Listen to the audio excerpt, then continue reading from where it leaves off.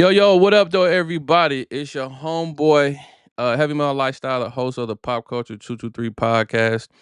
I got another episode of the day. I think we on like episode 84, 94 season. I didn't forgot because Bear's not here. He usually keep tabs on that. But before we get into the show, please smash that like and subscribe button at the bottom. Turn on the notifications because, like I said before, I don't want you to miss out when we drop dope conversations and dope content. So look, I got a good one on for you today. It's about being prepared, and it's about being prepared, like Detroit prepared. How would you survive Detroit? And this is what we're here to talk about. And I got an expert on here. I'm gonna call him an expert of being prepared. I got the homeboy Austin from Prepared Mindset.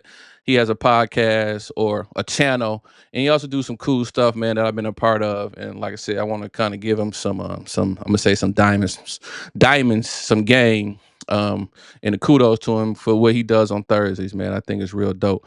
But we're gonna jump into the show, man. Like I said, the show today is about being prepared and how would you survive Detroit.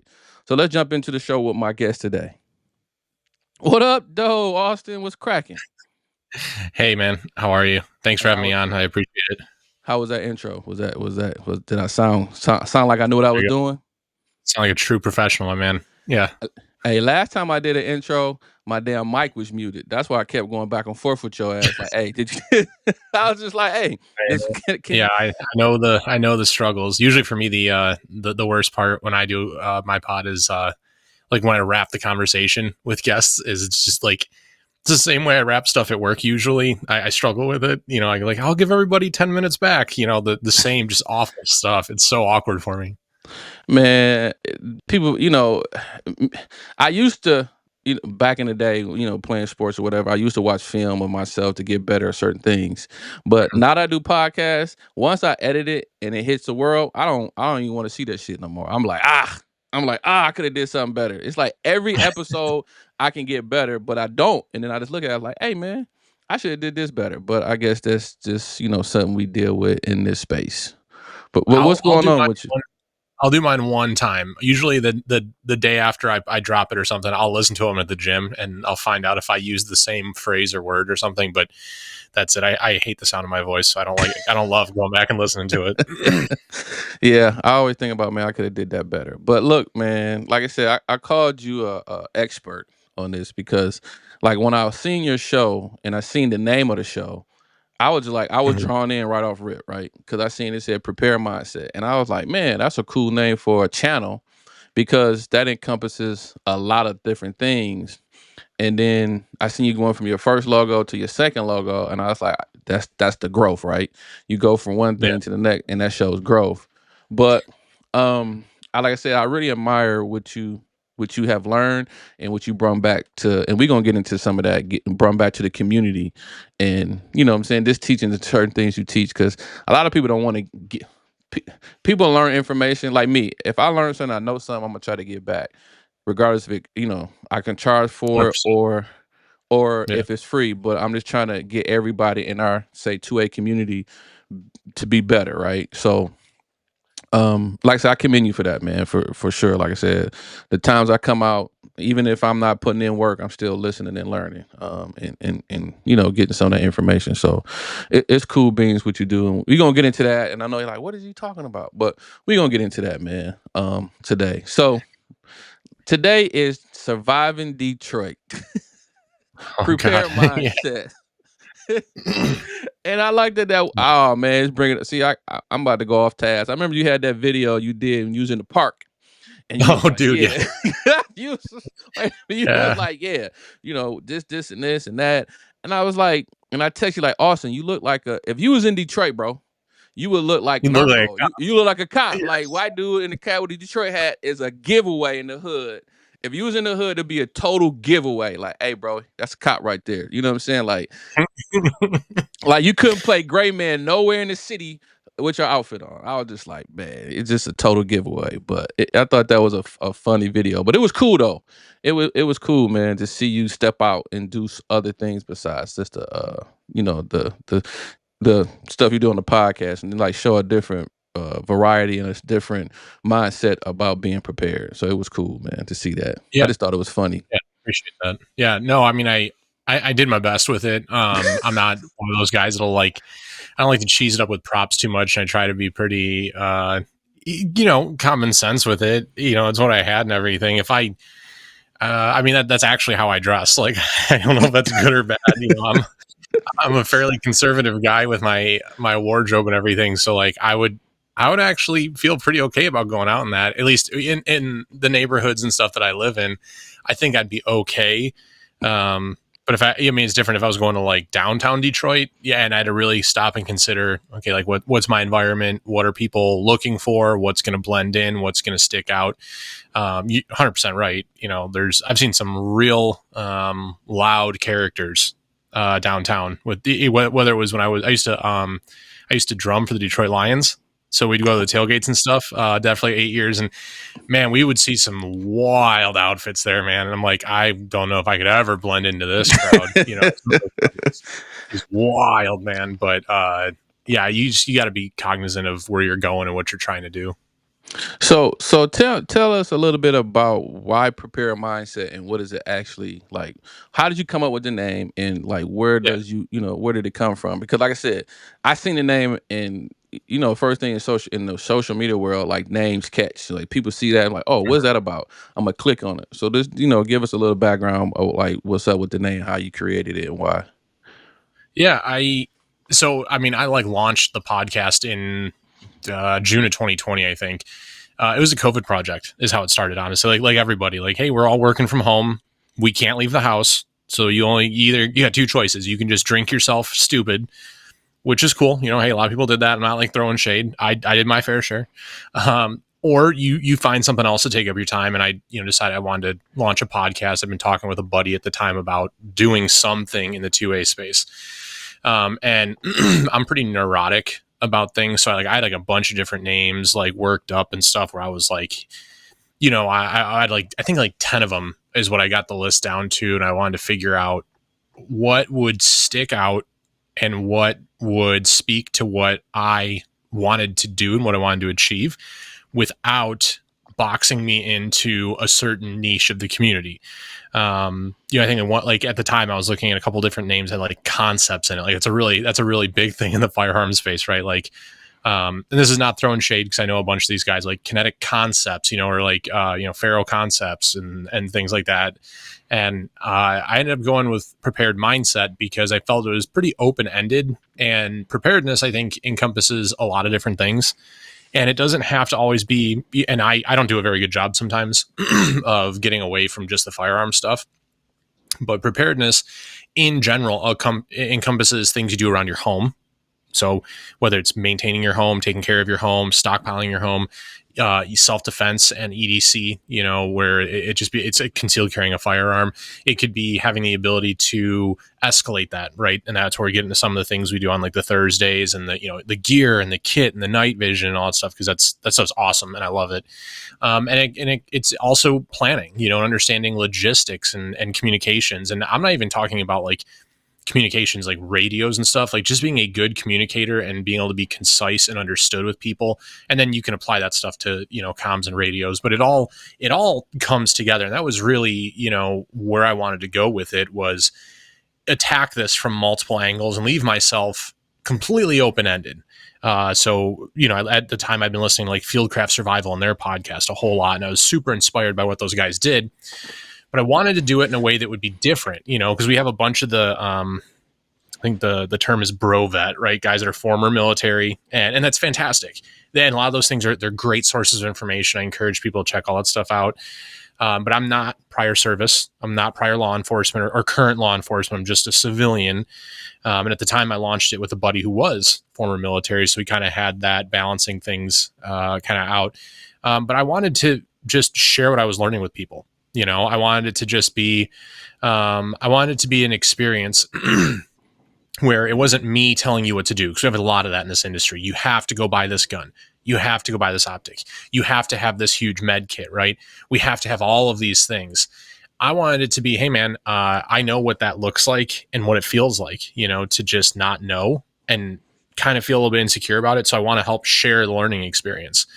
So that's kind of, I guess, in I guess a little bit longer than I probably would have liked to, but that's kind of where everything started from, and what the mission has been is this is me taking you on my journey. It's not me telling you you have to do it this way. You're wrong if you don't do it this way. I mean, there's a couple of those things, but it's really just about shared learning, and opportunities to develop and grow. And I've been pretty fortunate to have some awesome guests and learn from some pretty incredible people and classes and stuff. So just about sharing as much as I can. And then, sometimes I get, a little over opinionated, but it's all good. I'm the one with the mic. So people can just turn it off if they don't like it. Well, and I think with me, like I said, I used to watch a lot of those like Fieldcraft and Hmm. Sean Ryan's show. We all probably been listening to the same amount of people and the same things. And me being in the training game or training for over a decade, just that just that aspect behind me and that knowledge, and I just try to relate. I try to take that information and try to relate it to my community, my people, because I think some of it can get blurry because if you're not really in the game or trained, like if you don't know certain things, you can take people's opinion and look it on YouTube and social media, and then run up to the nearest gun store and then cop something, buy something. But it may not fit your lifestyle. It may not fit how you live or how you move. So don't just buy it or grab it because of you seen somebody on TV do it or you seen this or seen that. I, Um, I couldn't agree more. I you know what I'm actually, saying? Go ahead. yeah, I did an episode on this because it's terrible in our community. People will just buy what they're marketed, or what their favorite influencer tells them you should buy. And a lot of times there's some money behind that. There's some ulterior motives, or it might not even be that. It could be straight up, it just may not be a good choice for you. And I think we saw that years ago. We saw that a lot with like the Glock 43 and when the Shield came out and everything, where it's like, this is a fantastic compact or micro compact gun for concealed carry. And I think it is. Both those are fantastic choices. Asterisk, like if you know how to shoot, that'll be a great choice for you. That was my first gun, was a Shield. And learning how to shoot that mother with the huge hands I have and everything, it was terrible. I hated shooting that gun. I still own it. I hate shooting it. I still don't shoot it very well. And then I went out and bought a full size M&P, and I was like, wow, I love this. This is so much more enjoyable. Well, I mean, you're giving me a thumbs up. I'm a Glock guy now. I run I know, Glocks. I Like, know, I know, but you yeah, did buy pretty M&P. specifically. You did buy Yeah, I do M&P. like the M&P stuff. I do. I like the Glock ecosystem just because I've invested in it, and I try to be open when I tell people that. I'm like, you don't have to get a Glock. You can go with a Smith and Wesson. You can go with an FN. If you must, you can go with a Springfield. I don't recommend Sig to anybody anymore after the stuff that they got going on. Until that's cleared up, I don't recommend it. If people have it, I'm not gonna be one of those guys to be like, oh no, you're completely effed now. I'm like, no, dude. It's the same thing when guys go out and buy, they go buy cheaper handguns like Canics or Rugers and stuff, and I'm like, look, it's what you have. I'm not going to sit here and shame you for what you have because you probably like it and you've spent a bunch of money on it. If you were to go sell it tomorrow at a gun shop, you're going to get half of that back at best. So I try to like, hey, what kind of gun should I buy? I'm like, well, do you already have one? Yeah, well, I have this. I go, okay, cool. Like, I'll talk to people about that. Like, yeah, man, I think that's a decent choice. Like, I've never shot it, but go train with it, man. Go learn how to use it because those skill sets are transferable, and I think when we get the influencers telling people you have to run this gun, right? You have to go buy this. It's like, I think it's a more nuanced conversation, and really the number of people in my family is, I just want to get a little gun for protection. I'm like, that's not what you want. It's going to be really bad. I go, like I told my mom, I go, my dad drives a Ram with a Hemi in it. I go, imagine taking all that motor, putting it in a Volkswagen Beetle, and you're trying to keep it on the road, mom, because her family, they built dragsters and stuff. So she gets that kind of reference. So I'm Okay. like, what you want is something a little bit bigger. She goes, no, I want a small gun. I go, no, you really want a bigger one. I promise you. Like, I still haven't taken her to the range because I'm terrified. She's just, this woman definitely picked up a loaded gun and looked down the barrel at one point. And that was, I was like, all right, we got some work to do here. We be very measured with this process. Well, it's funny about not funny, but when you start talking to people and we got the same prepared mindset, it's kind of like I had questions and I want to go down this list, right? And Yeah. start asking you stuff, but you say something right, and like this question was gonna be down there, and it was like kind of like how do TikTok, Instagram, YouTube shape how people think about guns and gear? And it's kind of like what we kind of talked about. Like, I hate to see that Facebook ad about carry this fanny pack holster that has straps and Velcro. I can't think of the damn name of it. And I said, it comes on Facebook, and I see it all the time. And to me, I'm just like, why are they pushing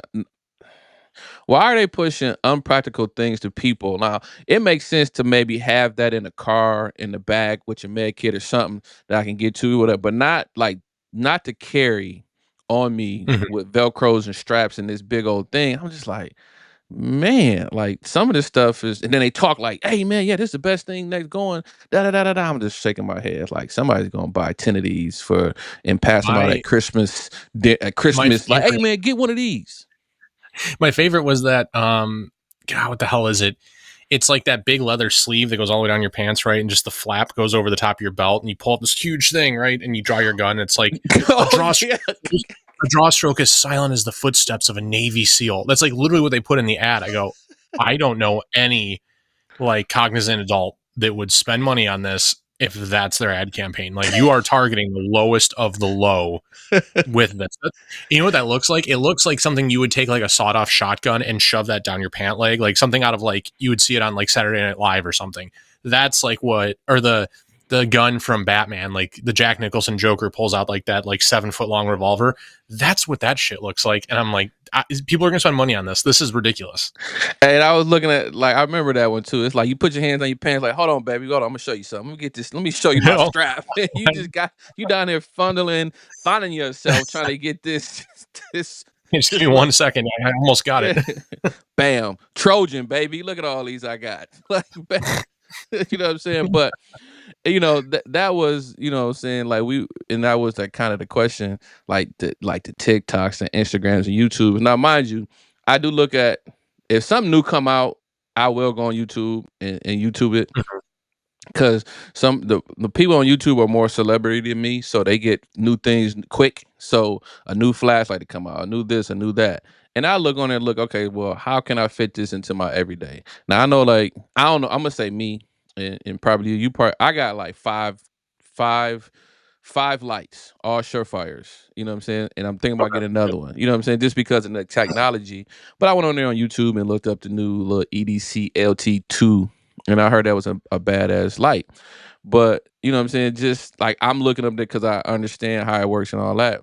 But you get the TikToks and this and that, and then it's like, man, people come ask you, and I know you get text messages and DMs. Hey, what you think about this, Austin? What you think about that? Would Premier Mindset actually prepare yourself with this, that? You know what I'm saying? Like what is the craziest shit somebody asks you? Like, hey, on like somebody, your closest friend, like asking you, you think this will work? Like, what is that Man, crazy ass question somebody asks you? I usually get like I've gotten stuff around, hey, do you think it's important that I buy a gun in every caliber? I've got something like that before.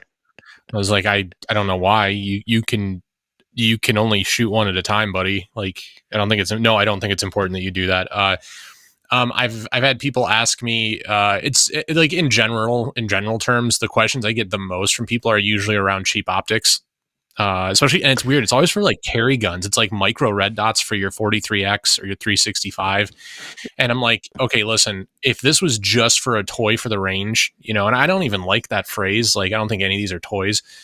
But like, if this was just for your 22 for the range for killing raccoons or squirrels or whatever on your family's farm, or like, because I have a buddy who keeps chickens and he gets a lot of critters, and he put a super cheap red dot on his 22, and he has a ball with it. I'm like, dude, that's awesome. But then people want to go buy these optics and they want to put on the gun they're going to carry, assumably to defend themselves in probably the worst moment of their life.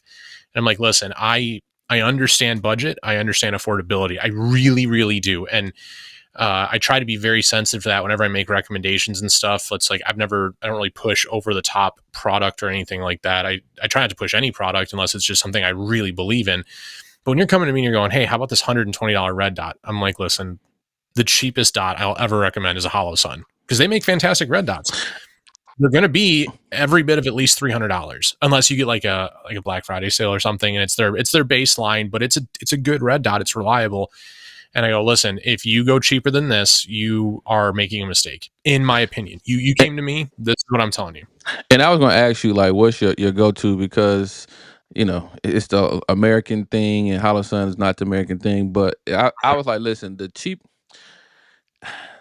I am tired, also tired of seeing so-called red dots, and somebody made a mention like, well, I'm not gonna go ahead and buy a $700 or $600 red dot. I'll just buy this 300 some dollar red dot, or 250, and if it breaks, I can just sit in or get another one, or yada yada. So I'm thinking to Mm-hmm. myself, well, if you do it twice, you didn't almost, you know what I'm Spent the saying, same money. on right, that you can buy once. Now, mind you, TriggerCon getting a little crazy, but on prices. But the next step down would be the Hollow Sun, and that's probably right where I would stop at when it comes to like certain red dots. Like I got a couple RMRs, I got a couple RMRs, I got more SROs, but Hollow Sun would be probably like the next step, because, like you said, somebody's going to defend their life in the worst possible time under stress, and us living in an urban world is going to get hit on something. You may hit it on something. Like, it's too many things that can go Yeah. wrong, and you don't want that. You don't want that whatever you got on there to go down, to, you know what I'm saying, to not function when it needs to. Mm-hmm. And like I said, Hollow Sun may be like the only one I would be like, okay, if you got a Hollow Sun, cool. If you got Selly, something, Siley. Yeah. Siley. I mean, I don't know that, because my homeboy was talking about it. He showed me, and I was like, I don't know about that. Like $120 or $200, but you get what you pay for. I know Gideon is like the next Yep. step down, and people were like massively in love with those, pushing those. I haven't seen him or shot him or looked through him to even give my opinion on it. It's just because I don't know what your channel, and I'm trying not to do this on my channel, is just review things that I don't really like. First of all, I don't have the budget for it, right? You know what I'm saying? I'm not Yeah. celebrity, so everything's out of my pocket. But we can go to the local shops, the homies. Somebody may have something I can put on and review it. But I try to review things and give my opinion on something that I have ran over decades and pushed in all kind of weather, to give my opinion on it. I can't give you my opinion on something that I haven't looked through or shot, or actually put more than 3,000 rounds in it, ran it in a match, a couple matches, and hit the ground and all that. Right. Just put work on it. Like, I can't do Mhm. it, and I try not to go down that road. But like, YouTube kind of makes you, hey, if you get this, and you see the likes and the love, you're like, oh, I need to go down this road. But I just try to give my opinion on stuff that I have ran, and I guess, what how do you look at that? I mean, the same for the most part. If people ask me about optics or lights, or I run night vision solo with the lasers and stuff. The first thing usually out of my mouth is, if I haven't used it, I'll tell people like, hey, I've never used that one, and then here's what I've heard. But I would reach out to, if I don't have anything helpful, I'll at least try to direct people to a source that could, right? So for night vision stuff, my guys over at Custom Night Vision, I'm like, hey, those guys are great. Go talk to them. For optics and stuff, I'll try to direct it. If they have a question about a specific optic, I'll try and send them to somebody who's in the training space, and like you said, they got rounds on it, not like they've used one, like they use their stuff, and send them to them and say, hey, you can reach out to them. They're more than willing to share that information, and you can get you can get some feedback on that, especially because we see so many issues with some of these dots that get rushed to the market and stuff. Like the Gen 1 of the Aimpoint Acro, right? Terrible battery life, some issues. They fixed it real quick. They rolled the P2 out super fast, and that's one of COVID those things shot. where The those, COVID that yeah, came with the vaccine. 30 days fixed it vaccine. up. Yeah, I mean, it was quick. I mean, as far as like, large corporation turnaround time, like I work in product development, in finance, but in product, all the same stuff usually don't turn around that fast. So they must have either known there was an issue, or just the public backlash was just that strong for them. But yeah, people reach out with stuff like that. If they ask about like the Siley optics and stuff like that, I just like, hey, I don't have any experience with them. I've had a couple people reach out where they go, oh, you should review some of these, and it's one of those, one of those brands or something. And I've never tried them, so I don't really have anything negative to say about them. I don't have anything good to say about them either. At the same time, I just tell them, hey, if I was spending my money, I wouldn't spend it on that. Just and that's not a disrespect thing. That's just me as a consumer, not even as a content creator, as a consumer. When I make purchases on stuff that's over probably over $50, honestly, which is kind of a low threshold, but dude, I mean, I do research, man, and I obsess over that stuff, and it probably drives my wife insane. But like, I like to be well informed. I want to know the pros and cons of what I'm getting into, and I think when we're talking about personal defense, home defense, and stuff like that, with your optics, with anything really, I mean, do your research. He doesn't have a public channel quite as much anymore. He does some, but I always send people like Sage Dynamics. And Aaron Cowan does a tremendous job with the drop testing. He's methodical about everything, and then he documents it all. He's got that like 80-page white paper he wrote up on like, you know, all these different pistol dots. You can go back and see how many rounds did it make. How many times did it break if it did, you know, have issues? And I think that kind of stuff, using data for informed decision making, is absolutely terrific. And currently, what I turn people to right around the $400 price point, because I think if you're looking at something like a little bit better from Hollow Sun, and then maybe like an older version of the RMR and stuff, you're kind of around that $400 mark. I've been running the lead and steel PB3 for the past year and a half or so. I have both their first generation and their second generation. A little bit ugly, a little bit.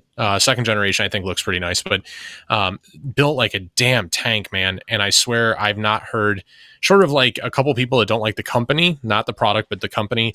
And then short of, I think, maybe one or two people that just had, you know, one-off issues, I've not heard a bad thing about any of their optics. So when people ask me about, you know, pistol dots specifically, if it's a full size gun and it can take an acro size dot, I send people that way. I've had fantastic luck with that stuff. I love it to death. I'm gonna tell you once, and it's funny because once you do that lead and steel, because I definitely want to talk to them or get one of those, because I seen you run it, and it was funny with Sage Dynamic. The homie called me. He's like, "Man, you seen this?" And I was like, "Nah." He said, "Sage Dynamic run it," or he talk about the moment he say that, I go right to the video. The 2 minutes in, he be like, "Okay."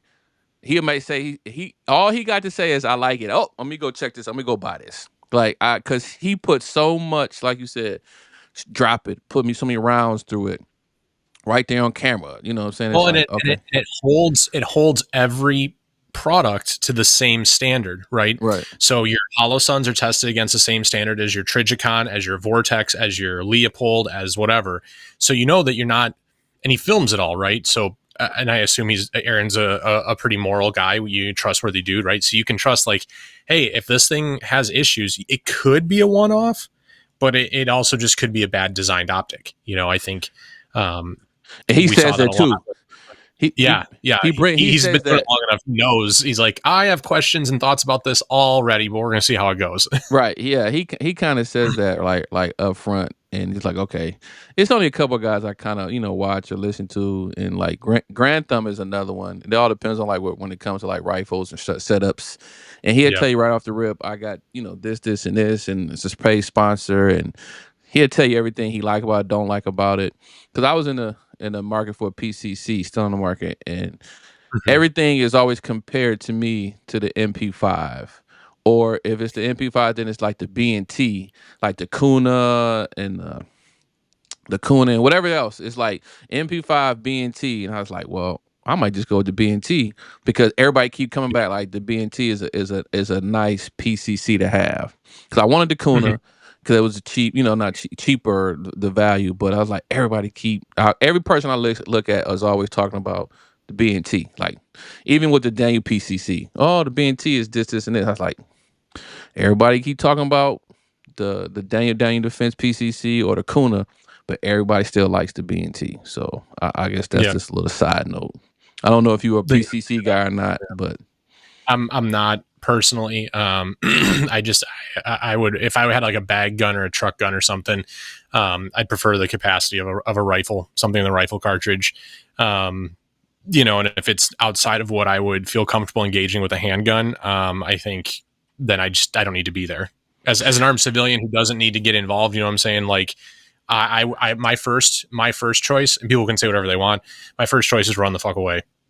Like, and that's not to put too lame a point on it, but like, if I'm with my wife or friends or my mom, my dad, whatever, let's get the hell out of here. That's my first responsibility. Okay, so I'm glad you said that. So this is prepare mindset, right? We talking about. Yeah. I got the experts on here. I'm gonna call him an expert because in my I'm hey my man's an expert. It is what it is. So in the expert, just prepare mindset. It kills me when it when people talk about truck guns or carrying around a bag with an AR, this in it or that in it, even Hmm. kit or whatever. Like I have in my car a med kit, a couple Yep. med Same. kits, and then what I carry my personal. And I was telling my homeboy, I said, "Bruh, you can carry the bag with the BNT and in 300 blackout or whatever, but when shit go bad, but he got a tall ass truck. Love him to death. So he got a 250 truck. So he's looking over Okay. Yeah. everybody anyway. So he's, you know what I'm saying. So he Yeah. if Yeah. something was to happen, somebody got to really reach up, be like, man, what you in there doing? So he got a tactical advantage, low key. But I'm just saying, think about this. And he doesn't go down the training world. And I tried to give him tidbits. The worst place you want to be is in that box, right? If the shit go Hmm. bad, you have a 10-ton barrier that you can get the hell up out of there and then get ghosts and do what you got to do. When people talk about bad guns or ARs in the car, or I'm gonna get to this. I heard this one guy say, "Yeah, I was in Chicago." Now he said this. The dude said, "I was in Chicago." And these guys was following me and something happened, but they didn't know I had the AR in the trunk. I'm like, what purpose is the AR in the trunk? First of all, and if you get into some shit in Chicago, it's a wrap, bro. It's a wrap. You know what I'm Hmm. saying? Like it's totally a wrap. But I never understand like talking about why I carry the AR in the bag in the car. If something happened in that car, just like I'm getting out the car, I'm trying to go to cover, and I'm I'm not thinking about grabbing a bag. I'm thinking about getting my wife out the car, my son, or Yeah. just me out of the car. Let that car sit there. Let it be the rock that's gonna deflect the rounds, and then let me get to safety. Mhm. I, I'm not a component like, hey, carrying an AR in the car. Just that's just that me. So, but I don't know. What's your 2 cents I on it?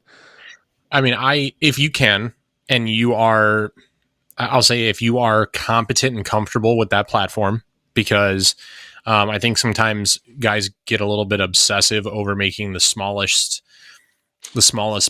package or platform that they can. They get a super collapsible stock and everything, and they get like an 8-inch AR, and then they got to get a super low profile red dot, and they get the super low profile grip, and they only use 20 round magazines and stuff, and that's fine.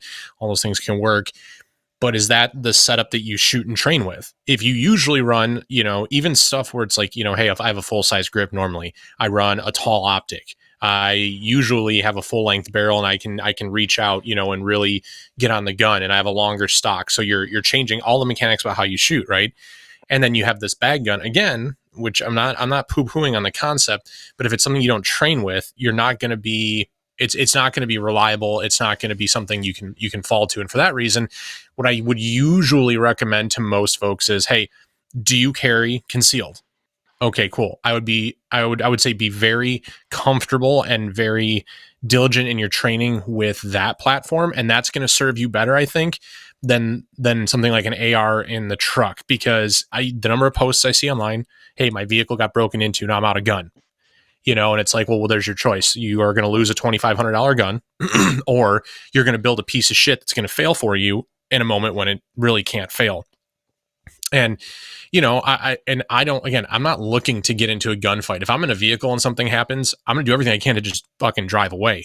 If I can't, then like you said, I'm gonna get the hell out the car, and I'm gonna take my family, whoever's with me.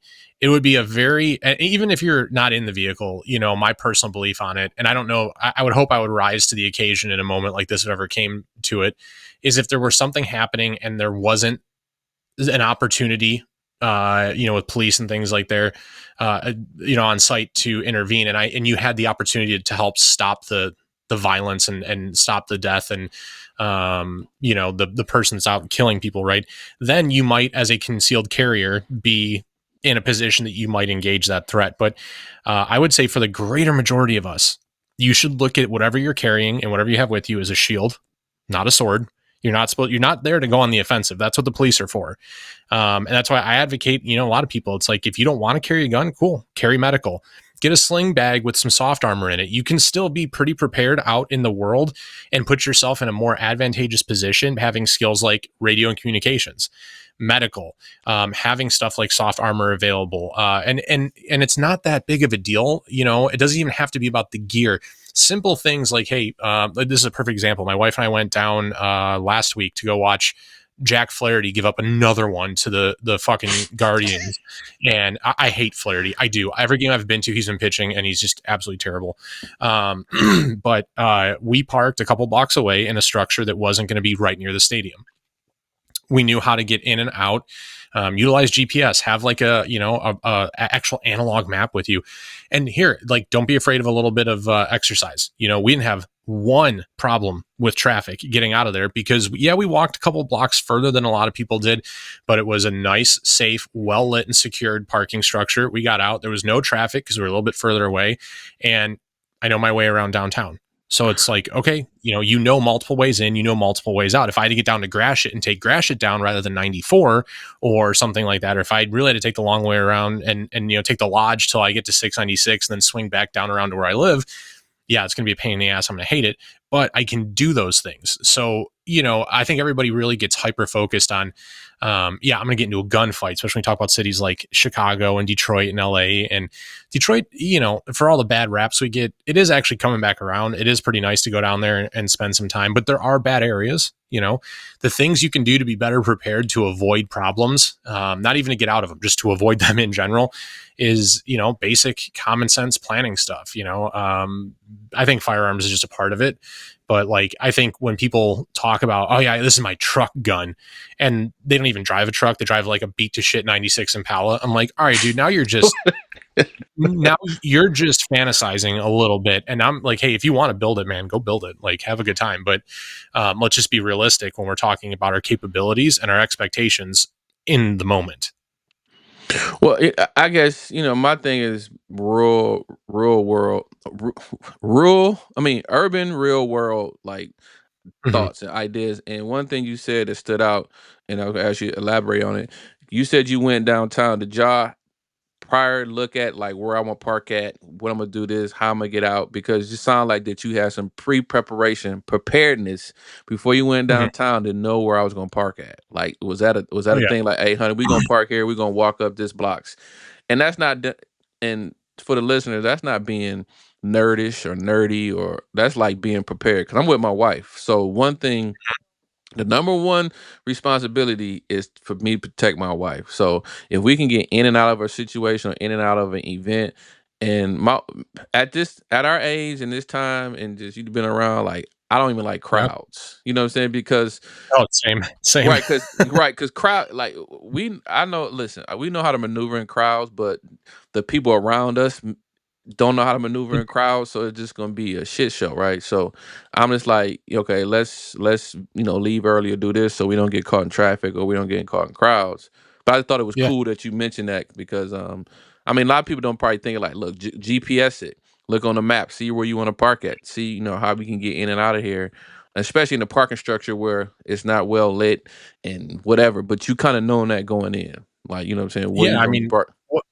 when we do stuff like that, luckily my wife is on board with a lot of this. Which it sucks when a lot of guys got to like work around their marriage to buy some of the stuff that we have, and like, I Time out, get it. time out, time out. You said they I gotta mean, they they gotta do. do a workaround. They gotta. They got to work around their wife.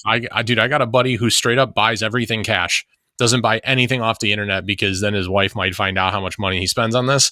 So he's got to like be super extra covert, low key, with his purchases. Okay. Because Side note: my wife come he, downstairs the other day. I put something in the safe. She came down here to get it out, and she looked and said, "Oh my god, I didn't know all this was down here. You got so many magazines, and this, and this. You need an intervention." And she oh asked my no, son. She was like, "Did you know this was down there?" He was like, "Yeah." She's like, "You ain't gonna say nothing?" He was like, "No." It's just no, like, no, when you need it, you want to have it. I mean, that's not that big a deal. I think magazines are relatively cheap too. Some people freak out like, you have how many? I'm like, dude, they fail, they break, they have issues, they warp. if you leave them out in the sun, sometimes you go, you know, I mean, stuff happens. Those things. It's not. Okay, but peep this. But then something happened in the world. She's like, "Hey, how much ammo you got down? Oh How yeah. much ammo you got down? Yep. How much water we got? How much ammo we got?" I was like, "Oh, but Oh you were yeah. just tripping about the magazines in the basement. But now you want to make sure Yeah. that we got water." When you need it, and don't have it, you sing a different tune, like for sure. But no, my wife's cool with all this stuff, and so when we go downtown to do events and stuff like that, this in this particular instance, she took me out, so she bought the tickets, which is really cool. But then she also, and this is a good tip for anybody if you're looking at events in any city, is usually you get a discounted rate if you buy your parking in advance. And you have the benefit and the advantage of knowing exactly where you're parking on game day or event night or whatever have you.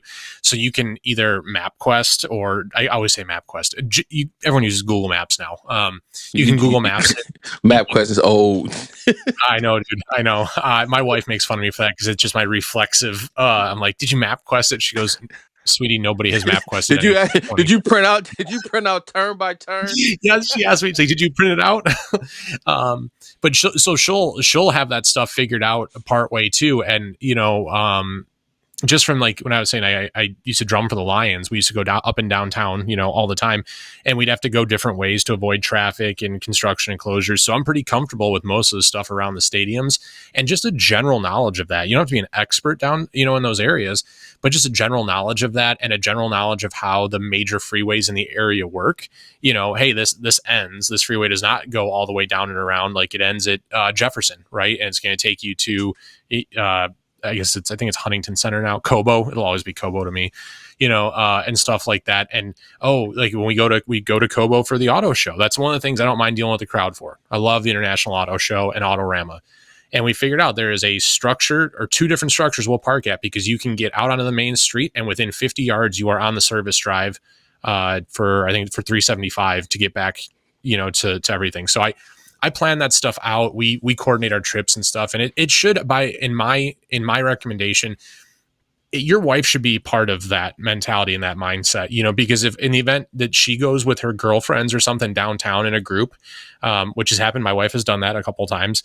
I want her to feel comfortable and maybe not empowered, but like comfortable driving around down there to at least understand, hey, when I see this landmark, this is where I am, and I know that I'm close to being able to get on the freeway this way and that way and everything. So you know, it's not, again, it doesn't always just come back to, you know, hey, I'm going to go, you know, whip my gun out and go shoot something. Be ready, you know, because these things pop off. You know, you see public disturbances all the time now. Maybe it's not something serious. When we went down, we were going to get some food and we saw some lady in handcuffs because she wasn't wearing any pants in public, and they frown on that. So, swear to God. Then I she thought it was found a free country. I thought it was a free dude, country. not oh, dude. When you say, "Hey, I saw a chick getting arrested for not wearing pants," everyone always like has that thought for just a split second, like, "Ooh, I wonder if she was hot." They never are, and this one was no exception. It was disgusting. I was like, "Ma'am, like, really? What the hell?" I'm like, "I don't want to eat now. Like, come on." I seen burger on the ground. Burger on the ground. Hey, yeah. but you know what? You know what's, and this is something that you mentioned about the communication and the matches. When I go, we shoot like axe matches, and y'all need to come out there and shoot some matches with us. I think you'll love it. We gonna get into that, but one thing that we always do is like we do the safety check. Brad does a great job, but one thing Mhm. is that and I've been like to MDFI classes and like Jeff at DMI classes. All of them do this, and I think this is kind of kudos. Is when something happens, what terminology do you use to tell them what's going on?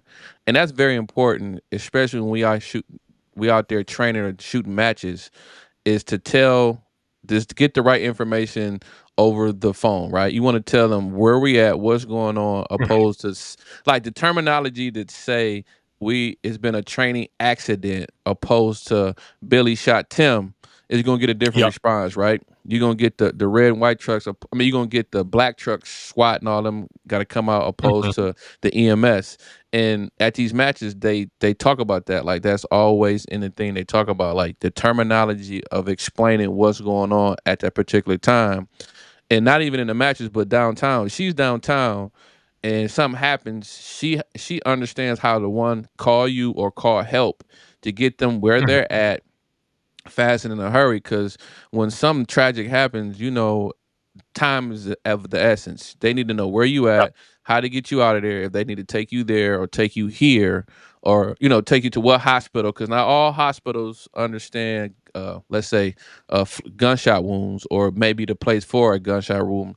Like, you just can't take them anywhere. So to understand the terminology, how to call you and tell you where I'm at, where I need help or whatever, the landmarks of also how she can explain it to like 911. Because people call 911 is frantic and they got to calm them down, and some information Yeah. get lost. That But takes time. Yeah.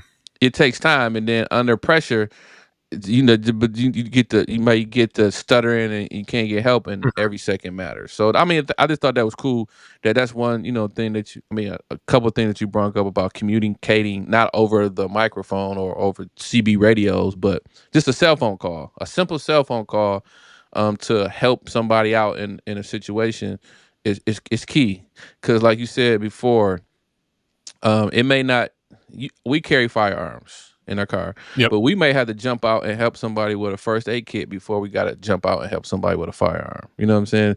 The likelihood that we're Yeah. gonna see a car crash or somebody need help or something like that is probably more than we gonna actually have to be like, hey, I had to duke it out with some bad guys that was doing whatever. No, I just drove right by. Let let the police get. But I did jump out and help this lady in Yeah. this car Yeah. accident. Matter of fact, it was like, I think it was 2 years ago. Telegraph guy got in a older gentleman got a real bad car accident. Car flipped over twice. Um, they couldn't get him out. I ran over there. They couldn't get him out. They were banging on the window trying to crack it. So I had my knife in there and pop, pop, pop. And then we Mhm. had to cut him out with the seatbelt because they were trying to get to the Yep. seatbelt, but they couldn't get to it because it was strapped so tight to him.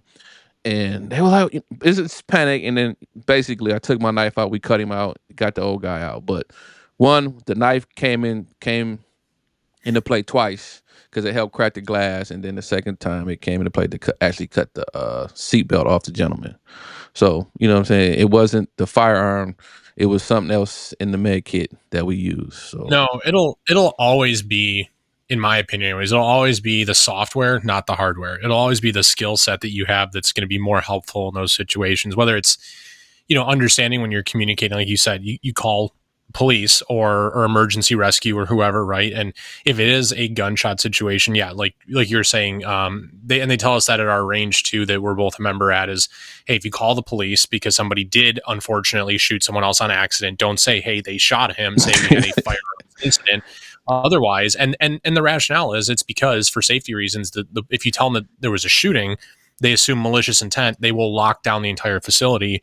That's a pretty big place. It's going to take a while, and that's more time to get somebody to them. Now, talking about being in Detroit, if somebody was a gunshot victim, or something did happen, they use a crappy nylon holster and they shoot themselves in the leg, or they shoot somebody else accidentally, the way you communicate that oh, has the impact. revolver. The You revolver. call You a, talking about the revolver in the pocket? You ain't talking about the revolver in the pocket, that are you? that shit happens all the time. Or I was thinking with a Plaxico Burris thing, the Oh, sweatpants in the nightclub.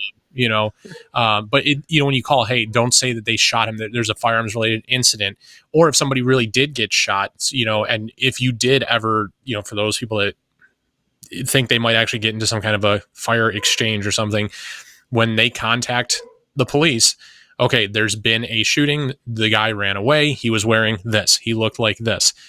You have these people on the scene. I'm wearing this. I'm armed. You know what I mean? Because the police show up and they operate on the most information they have. And I think as a, not, I want to say first responder, but as a first responder of sorts, you can have a tremendous impact on that situation by providing as much information as possible.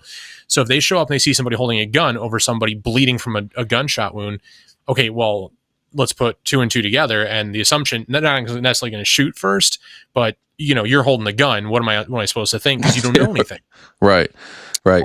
communicate that information, be able to figure out, hey, I'm at the intersection of, Chalmers and whatever, or, this is where they're shot. Even if it's, a roadside accident, like you said, hey, it's a rolled over white F-150. Gentleman looks to be between 50 and 65 years old. I can see, cuts or lacerations on his neck from the seatbelt, or, you know what I mean? Because that's going to give them more information to go off. So they know if they need to roll something like a rescue helicopter or if an ambulance will work. And all of this stuff, it's, it becomes common sense as you think about it. But in the moment, if you haven't considered these things, right? Like, I don't know, he's bleeding, man. It looks bad. It's his neck. It's like, well, yeah, because your adrenaline is you're going through the adrenaline dump too. So being able to communicate some of that stuff is critical, and a lot of it comes back to just being able to calm yourself down. And then, yeah, like you said, a lot of the times, yeah, the like those rescue me things, the window punches with the seatbelt cutter, those are great to have. And like a basic pocket. I'm not talking about like a tactical fixed blade. Some people think that they're going to need that. Honestly, I carry a Leatherman Free P2. It's one of those folding multi-tools, and I use that thing for freaking everything. I have a pretty extensive pocket knife collection, and it's ridiculous how much money just sits in the case and doesn't get used, because I'm like, well, I have the Leatherman. It does everything else I need. So Listen, man, I probably done bought 511 knife like 3 or 4 times. Like, I keep losing them, so I will not. I try not to spend that much on a knife, because some way it's either yeah. AirPods and knives. I'm gonna lose. It's a fact. So I try not to. It's funny you say that, because I was at work and this guy passed out twice in my Ooh. at my job. Passed out twice. And the second time they was like, "Kevin." I'm like, "What?" I was just like, they was like, "Kevin, Kevin." I'm like, "What?" "Guy passed out in the lobby." I'm like, "Okay." Like, what are y'all gonna do? "I don't know. I'm nervous. Da, da, da, da, da." But the EMS got there. We got him up. We sat him down. He didn't move. I got him a chair. I got him a hot towel. He didn't want to go to the hospital, and it's just the world we in. Things are expensive, right? He didn't want to go to the hospital or pay for the EMS ride there, right? Because he Mhm. knew what it was. But they was like, "Well, can you drive?" And he was like, "I think I can, but I'm blurry. My eyes are blurry and I can't really see." I'm just like, "Bro, no." He like, "No." So No, they you they wind cannot up drive. talking him into actually getting on the EMS and going to the hospital, checked him out. But the moment he passed out, boom, hit his head, and the ladies just freaked out. They're like, "Kevin, Kevin." I'm just like, "What? What?" The guy passed Like, out. what do I'm you want like, me to "Okay." do? Like, Yeah, it what? just takes that rational mind to like be the voice of reason in the moment. Yeah. Hey, they just came, Yeah. ran back to me, "Kevin." I'm back there pieing the back stairs, like, "Hey, I'm just playing around in the back." They're like, "Kevin." I'm like, "Oh, what?" But that was just funny. Just a side note popped in my head. So let's talk a little bit about this mindset Mhm. versus gear. Which really matters most? I mean, I would say it's definitely your mindset if I had to pick one.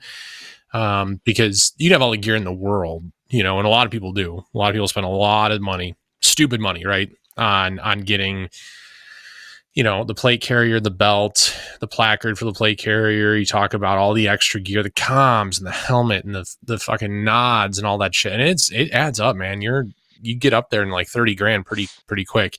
But to the point you just made in the story you just told, um, if you don't have the wherewithal to be able to react calmly, to be able to react quickly, and have the training and practice to be reflexively capable, is the phrase I'll use. You're not an asset, and that's just the truth. Like, nobody wants to hear that they're the problem in a situation when they show up to help. And I think, because we were talking about, the the fantasy of wanting to get into a gunfight, um, and people have this idea that they think that we're going to hit that Red Dawn situation, or we're going to suddenly jump back to the George Floyd riots, the Summer of Love, and we're going to have to do it all over again. But this time, I'm going to be, more involved. Why you would want to, I don't know. And they have the gear and everything, and everyone assumes that they're going to be a asset to the situation because they have a plate carrier and they have a med kit and they got a rifle and 2,000 rounds of ammo, right? And it's like, Okay, but if you don't know how to use it, you're just going to create more problems. You're going, if you don't know how to positively identify targets, if you don't have good marksmanship skills, if you don't even have good enough motor skill control to correctly articulate that little safety lever on your AR, you are a liability. And I'll tell you what, the world's cheapest AR and the world's nicest AR function exactly the fucking same. So if you under stress cannot manipulate that safety lever and accurately place rounds on target, you're not an asset. And the number of people that buy gear and then let it sit in their house or sit in their basement, or they put it in their trunk of their car, right? And they drive around with it acting like a badass because they have it, but they don't understand when to use it and how to use it, which I think falls more into the mindset side of things, and have the ability, like really have the ability to use it. It's very easy to sit there and shoot paper and say, I'm going to smoke anybody who ever tries to, mess with my family. And yeah, I mean, if someone ever tries to hurt your family, I hope that you have what you say you have. But until we ever experience that, and I never have, thank God, you can't realistically make that statement. You just can't. So if you had to make a choice, and if you're investing in a stronger mindset or you're investing in more kit, I would definitely pick mindset. I would say ideally try and do a little bit of both, build it over time, as with all good things. But if I had to pick it, I'd definitely say the mindset, because without the software, like none of that hardware even matters, man. You don't get anything done. You was naming all the stuff that you got. Like, I was just like, wait a minute. You got the kit, you got this, you got that, you got, like, wait a minute. He's Yeah. naming all this shit. What? And I don't buy this stuff anymore. But one thing, it is what it is. One thing I liked about T.REX arms, and I don't know your opinion on it. Love to hear it, kick it. Was I thought it was more civilian based stuff, like just practical Mhm. kind of things. Like even like my homeboy got a plate carrier or chest rig. He got the FND, and it's sweet. I bought the first plate carrier that T.REX had, like, because I was like, okay, it's cool. Yep. It's it fit what I was at the point, right? I got plates in there. Mhm. If I needed something, I got it, right? I know it worked. I ran it.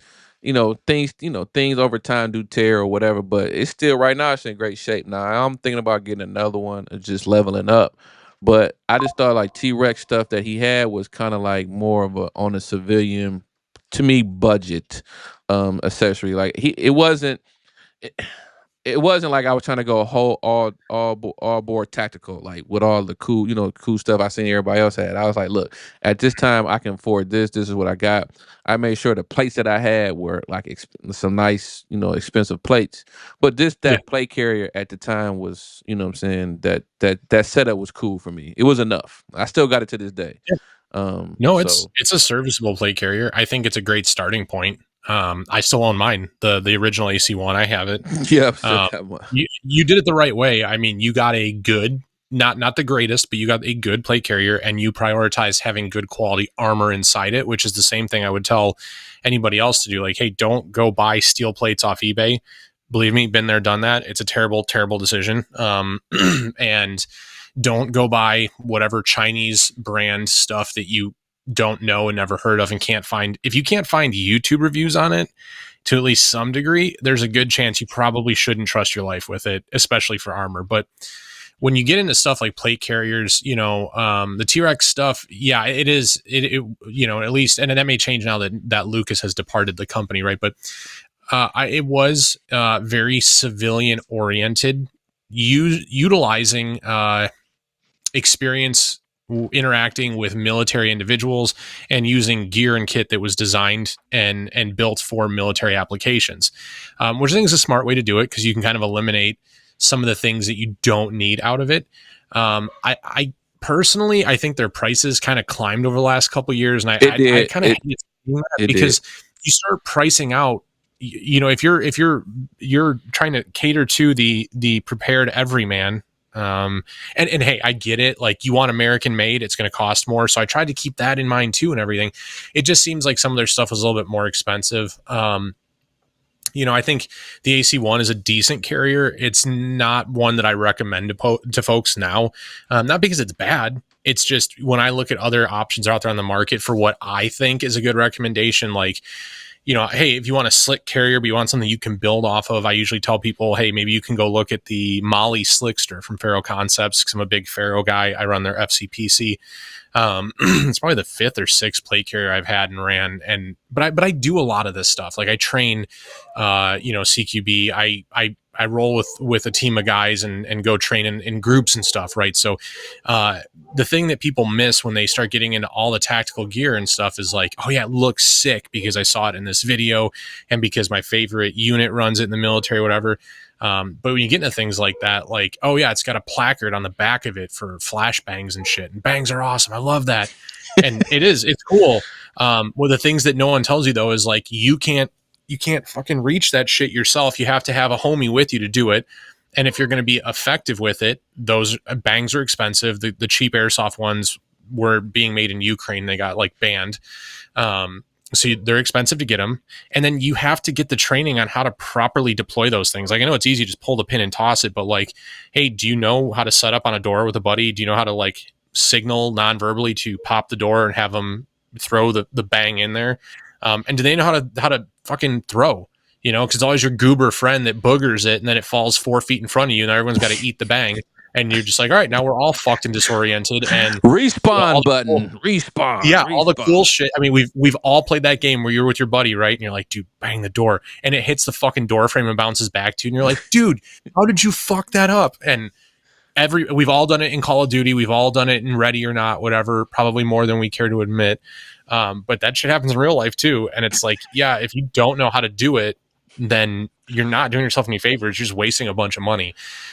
So my advice is like, yeah, go get the good gear, like buy quality, whether it's a slick carrier like the AC1, which is a quality choice, by the way, it's just not my choice. Or it's something, more structure and modular like the FCPC or the Cry AVS or something.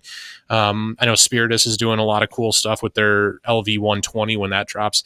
But go get training. Like if you have this shit on your body, it better serve a fucking purpose.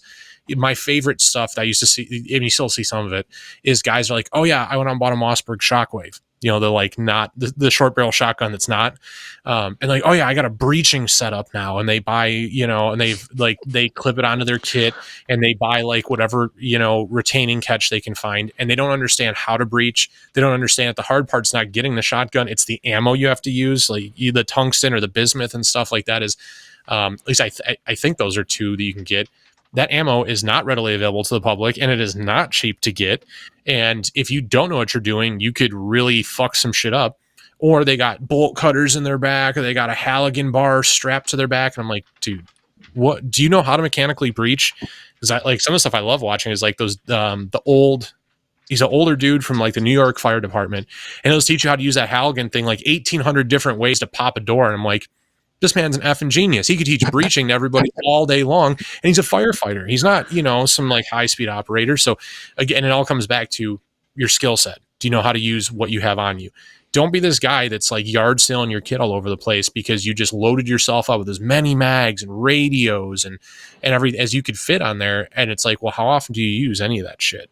Like, oh, you never use it? I redid my plate carrier. When I bought the FCPC a year ago, I switched from a big placard that had a bunch of zippers and pouches to just slim because I never used any of it. Make better choices. And I'm glad you brought that up. And then maybe, for the audience and viewers, you can compile a little list of something that you recommend, like the top 10 things or companies or something.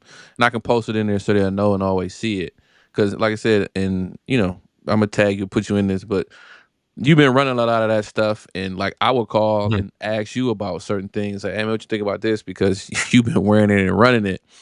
And like some of them classes, like, to me, once you start training, you can go down the rabbit hole of training, but at certain points, some of it you have to figure out what works for you and what don't, because Yeah, like saying you can have all absolutely. that stuff and have the breaching tools, the saws, the this and that, but you know the breaching saw, but a handheld light, and you know what I'm saying. I learned I can work your ass with this handheld light. You know what I'm saying? And Yeah. that's something. If I go to a low light class, they teach you that. So you're like, oh, this is something simple. I got this little handheld light. I can PID people. I can blind you. I can get away. I can do a lot of different things. But I know people that go around down that rabbit hole training, and they just go so far left that some of the stuff that you know what I'm saying, it's hard to get them to come back to understand like what really Yeah. works. What's gonna work for you? Like you telling me about all this stuff you did is cool shit, but actuality, what you know what I'm saying, how can that work for you? And you can't, some of that stuff it doesn't work. Is I mean, it's cool, but it's just not gonna work. Well, I mean, But I think you got to prioritize it. If you are taking a breaching class and wanting to go buy a battery powered saw to learn how to do that stuff, I mean, I think that's fucking awesome, dude. But if you can't hit a target at 15 yards, I think you're spending your money in the wrong places. yeah, you're straight on the wrong Yeah, train and get yeah. another You're, dot. you're more likely, as unlikely as you are to deploy your firearm as a prepared citizen, you're even less likely to have to forcibly enter a structure with a quickie saw, in full kit. So, not that you shouldn't learn it. I think if you can get access to that, like totally go do that. But don't do a bunch of that and neglect all of the actual shit that's going to be important to you. Right, and that's one of the cool things that y'all do, man. Like I said before I started, and I was talking about, and I think, and I don't know, like how can I stress to people, like classes I would take would always be like handgun one, handgun two. You're gonna take a rifle class. 'Cause everybody want to shoot their rifle, but like handgun one, two, and take the low light class. Like understand the low light. Take the stop the bleed class. Like that should be that setup that you, in my opinion, you should do right because you get a lot of information in those class. But and then most companies that offer these classes also have maybe like a structure class or something like that, and I just try to tell people like MDFI, like they have the total course, and once you get all these skills and learn how to do certain things, you can do like I think they call it Beyond the Door, or I think it's called Beyond the Door, and then they also have another class called the Human Element, and then Trek teach a class, and I'm messing this title up, but it's like when the gun is not an option, what do you Okay. use, right? But I'm saying that to say like the things you teach, like the CQB and the moving in the hallways and how you move structures, like people need to learn that. I think everybody that lives in a house needs to teach, but you can't get to that cool class unless you took all these other classes, right? I guess that's what I was saying. Like you can't Yeah. learn that stuff, and I think that's kudos to y'all. And like everybody's not don't come out to them classes or whatever, because when I come to those classes with y'all on Thursdays, this is one thing that's a pet peeve of mine. When people start asking a million questions of what if, what if, what if, what if, what if, what if, I'm just Yeah. like, bro, I'm just like, You get listen, what if it's a death? Yeah. you can what if you to death, like what if he's in the corner, what if he's this and this. I'm just like, man, it's certain principles that regardless of where the person is at, it still applies, right?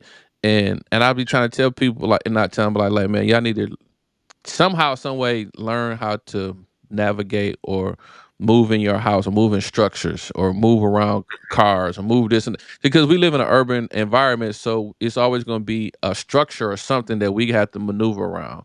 And the classes on Thursdays that y'all, the I don't know what you call it, class or what is it? Yeah, it's just like they call it combatives at Battlefield. Well, I guess And I don't even when y'all come out there and do y'all when yeah. y'all get there, it's just a I don't want to call it a class, but it's like a group of guys learning. Just Yeah, it's just organized training. I don't okay. even like to use the word teaching because people get all bent out of shape when you say you're teaching. Like, well, what's your background? What's your experience? And it's like, all right, and I'm not because I don't get paid for it, and I'm not even upset about any of that. Like, I'm happy to share the benefits of my learning, and I'm not. I wouldn't ever try to teach this necessarily as like an instructor. I'm going to be assistant instructing or assisting to instruct a class at Battlefield in December. That'll be my first time actually doing something like that. But yeah, I mean, I think structure clearance is something everybody should try and take a course in it at least once. Because to your point, especially we live in very urban areas, urban and suburban. And when you look at the fundamentals and the principles of moving throughout a structure, encountering things like intersections and doorways and things like that. If you understand those principles, it doesn't even have to be, again, it doesn't have to be something that becomes super applicable with a firearm. If you just know where I'm most exposed and where I can stand so that I am least exposed, how to maximize and minimize your angles of exposure and give yourself advantages and visibility and things, it can make you a lot more capable in a situation, even if it's just to help get people from the danger area to a safe area. Now, if you have a firearm and everyone thinks they're just going to run through a house and like pop targets and shit, and it's like, I guarantee you, if I mean, anybody can do that, right? Anybody can just run through and shoot shit. I think there's a lot to be said for people that take the time and invest in learning how to uh, move as a group and clear a structure. We do a lot of 4-man stuff just because it's the curriculum that we learned with Orion Training Group. None of it is Very little of it is stuff that I've put together on my own. I've had a lot of conversations with folks. I got a couple really good friends that are always willing to help whiteboard and diagram shit for me when I got goofy questions. But I've also taken several courses, and it's all been from Orion. Great guys, a law enforcement background on some pretty relevant and current tactics and stuff. And then if you can understand 4-man, I did take a 2-man class where it gets even tougher because it's less about stacking up and squeezing. It's more about just understanding where your buddy is and, maybe take like a tactical pause and then, commit to entry together and stuff. And a lot of times that's the kind of thing where, yeah, that can be really, really helpful. But you'd said it when you're talking about it. People need to understand rifle 1 and handgun 1 before they get to handgun 2 and rifle 2, let alone when you jump into trying to run a structure. And we don't even shoot in this. It's all dry and laser sims and stuff. But we get people that they don't know how to manipulate the rifle with their sling. They don't know, how to transition. They don't work their safety. So we'll catch guys running the gun on fire the whole time using their laser unit. And it's like, okay, if we were to put a target in this room and we didn't tell you if that was friendly or an enemy, how are you going to figure that out? And are you going to reflexively shoot? Because, a target, there we go. And we've had this stuff happen in training where guys pop the target. We had it happen in class where they shot the target that they drew stuff on it. Like one had a gun, one had a cell phone, and somebody popped the cell phone guy 3 times. So we get done with it, and it's like, all right, we decided as a group it was 5 push-ups every time somebody shot the wrong target. So he shot it 3 times. So there you go. And everyone's got to do 15 push-ups. Everybody, not the team that just ran it, not those 4 guys. Everybody in that part of the class had to do 15 push-ups. And it's like, man. So then when people all start fucking up, then you start pushing the ground a lot. And we're like, dude, fucking get your shit together. And, it just kind of brings you back down to earth a little bit where you're like, you need to positively identify what you're looking at. And if you think it takes you too long to do it, then you need to practice more. That's your processing speed being too slow. You're never going, at a speed where you shouldn't be able to articulate that safety. Like the fundamentals are always there and they have to always be there. So and that's what I was meant by like when people I'm listening. I come there, I know something, y'all know more, and I love it because I'm listening, I'm gravitating, and I'm learning, even if I'm not in the stack or I can run it a bunch of times. Like it's a workout, truly, because you're in there sweating and you're doing all that. But when they start talking about, well, what if this happened? What if he's standing over there? Da, da, da, da, I'm just like, man, I was like, some of this, it's like he can't diagram every possible contingency scenario, but the principles is safety on, safety off. And I went to an MTech class in Indiana, and one mission was it's all bad guys in there. So the whole shoe house was hot, right? It was no he gave a 2 scenario. One was we don't know who's in here. We got good guys and bad guys. So we know that safety's whatever. Then the next scenario was everybody's bad guys, safety's hot. Everything's hot. So we was like, okay, so we understood like everybody's in here is a bad guy. So I guess the command was safety's, everything hot. So safety's off, we good to go. But in the matches that we shoot, that's one thing that you would get knocked for was if you don't know how to manipulate that safety on the AR, you're gonna get I think it's 2 calls trigger. If you get it 2 times, you get DQ, you get out of there. And there is no conversation about it. It's no like we can discuss it, not discuss it. It's like if something was to happen like that under stress, what would you do? You gonna let one off into somebody that may not need to get for that to happen. And that's one cool thing I was there, matter of fact, one time when you had mentioned that and said that. And I think that's cool that even though we were running through the structure and doing teaching, that you took the time to say, hey, but hey, the safety is like key to, first of all, the safety. I mean, you're moving around, you're stacking up with your friends and stuff. Like accidental flagging happens. if you get too loose with it, what's that? You could shoot somebody you're not supposed to. That includes your own buddies. It includes bystanders. Like if you're actually trying to train and prepare for what could happen in the real world. And I get this sounds like complete and total fantasy land, but right, we learned this shit for a reason. So you need to know how to manipulate that trigger and safety. I'm sorry, the safety and when to do it. And you need to understand the consequences of not.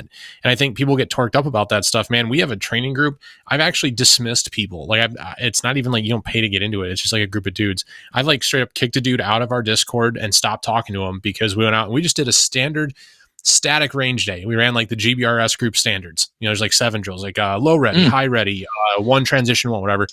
And this motherfucker comes up to the line and everybody's big dick in it. Oh, I'm gonna go as fast as I can. And this dude comes up and he, on the beep, it's just low ready and put 1 round at like 7 yards, by the way, so not far to the A zone.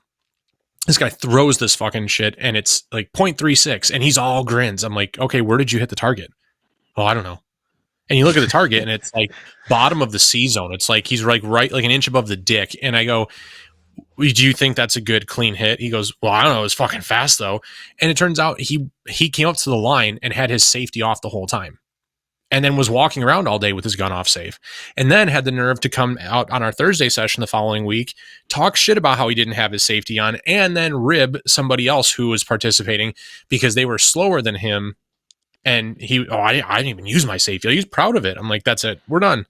When I have multiple people approach me after the fact and say that kind of stuff, you observe it, any of those things. Like I tell people all the time, don't feel like your friendship trumps safety. Like everybody wants to walk on that range with the same number of holes that they're walking out with. You know what I mean?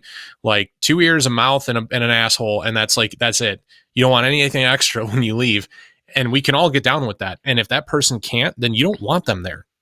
Like, and that's another kudos to you.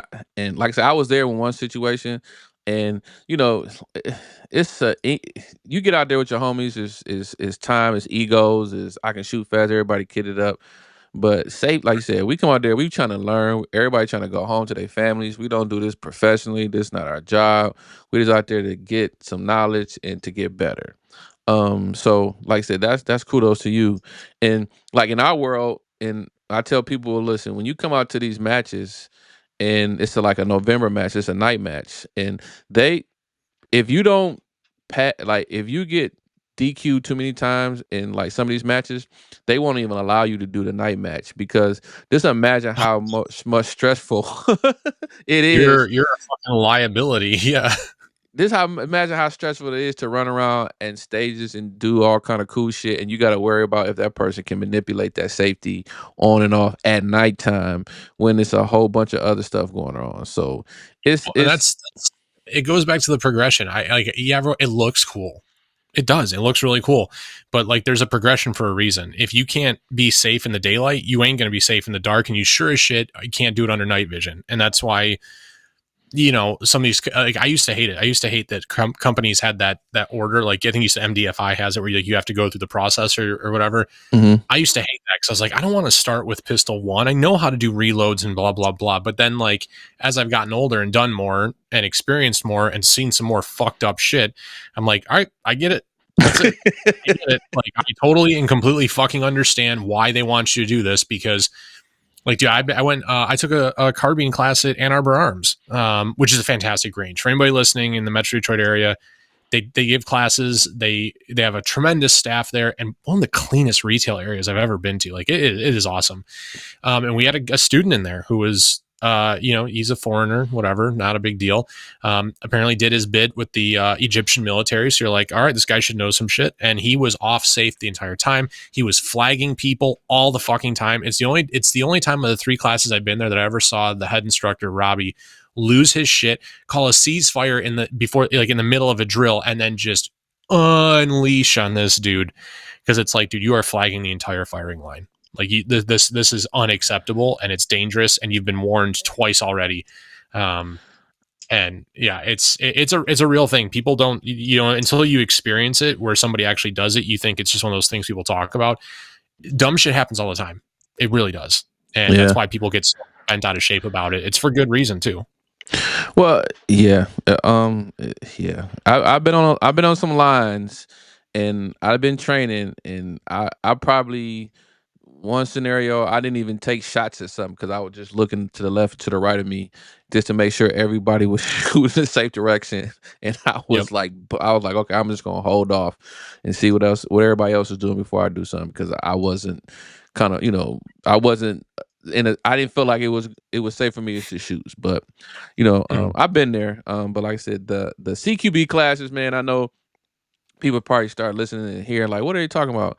They do a Battlefield CQB. It's like you said, it's a bunch of guys that get together from prepare mindset. He kind of helps us out, helps the guys learn certain what you want to call it, principles about clearing rooms, hallways, doorways, and all kind of cool stuff. But you have to come in there and just you have to come in there with already a concept of big boy rules like safeties and but Mhm. after that they kind of walk you through. I know one time you was saying about because like if it's your first time there, people gonna be looking like, what are they talking about? So I know sometimes you got to slow things down Yeah. opposed to speed things up because you and your crew y'all can move through there, and work and get some practice in. And but some guys come in there that's totally green and they want to learn it, and it's kind of like once you start talking to them and they don't understand like nonverbal communication, it's like, ooh, he